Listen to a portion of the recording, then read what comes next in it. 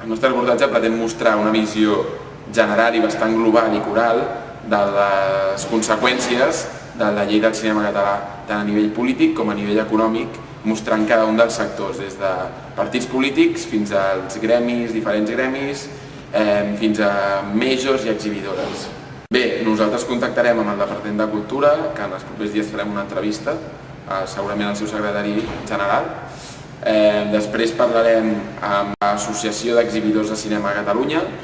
També tenim previst parlar amb un dels membres de la Junta Directiva de l'Acadèmia del Cinema Català i en principi aquestes seran les 3 entrevistes que farem. Com he dit, ens trobem en un cas de reportatge on hi ha 2 visions bastant contraposades, les dels exhibidors i dels majors, que estan en contra d'aquesta llei, i la part política més dels partits polítics catalans, tripartit més Convergència i Unió, que està en favor d'aquesta llei.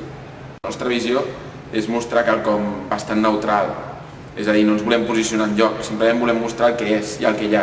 O sigui, que la llei del cinema català, que s'ha d'aplicar aquest estiu, doncs regularitzi el català, però com el regularitzarà si a les sales de Catalunya només hi ha un 2% de sales que exhibeixin cinema en català? Això és un dels dubtes que també tenim.